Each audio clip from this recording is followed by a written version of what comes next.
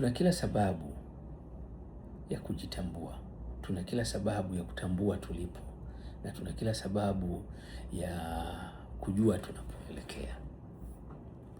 Sasa inawezekana ukasema ni memory, inawezekana ukasema viral load, virus wapo, inawezekana ukazungumza lugha yote, lakini lazima ukubali kuwa imewezekana mstari mmoja kupotea na umebaki mmoja.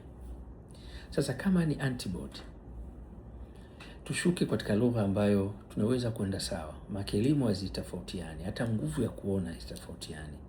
Mitiara msigo herufi ndogo siwezi kuziona, mpaka ziwe kubwa ndo naweza kuona. Kwa hiyo inatupa picha ya kila mtu Mungu kampa uelewa wake, uwezo wake, mtazamo wake. Kwa hiyo naheshimu mitazamo ya ndugu zangu katika bara la Afrika, lakini lazima tukumbushane kuwa waliokuwa wanatusaidia wako kwenye mazingira sio rafiki. Sintoacha kusema kauli hata kwa nguvu ya nyuklia. Afrika inaongoza kwa kukopa. Wasomi wa Afrika, naomba mnisikilize vyema, mnaongoza kwa kukopa, mnaongoza kwa kuomba. Maana yake taaluma mliokuwa nayo haiwezi kubadilisha maisha yenu tofauti na kutegemea hivyo vitu viwili. Sitaki kujua faida ya elimu yenu ni nini, ila kuna wajibu wa kubadilika na kuchukua hatua madhubuti. Sasa unaweza ukasema bila uoga na bila hofu, ukasema kipimo hichi kinapima antibody. Hakuna anayekukatalia, ni uelewa wako, ni mtazamo wako. Lakini jiulize swali moja tu, tunamtambuaje mtu huyu kuwa ni positive? Tunamtambua kwa sababu imechora mistari miwili.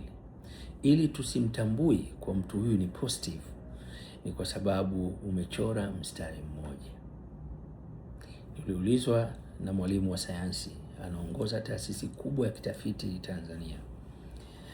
Nilifikiri ni swali la maana sana. Aliniambia vipimo viko tofauti na vipimo ni vingi sana.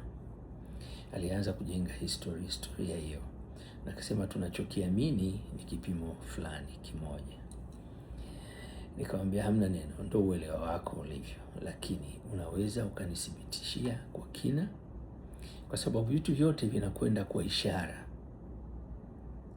Sikulipata jawabu hilo kutoka kwa profesa huyo ambaye anaaminika na ameaminiwa taasisi hiyo. Swali unaweza ukajiuliza, kwa nini vipimo vyote ni vya HIV? Kwa nini kimoja kiseme negative, kimoja kiseme positive?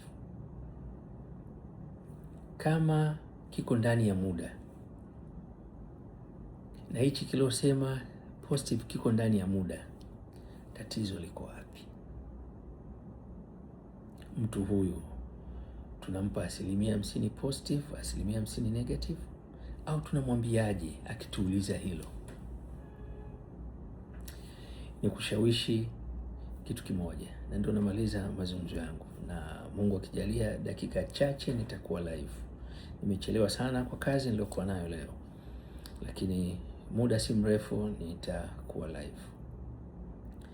Jitahidi usiwazi sana, jitahidi fikiri kwa kina. La mwisho, shahada yoyote unaopata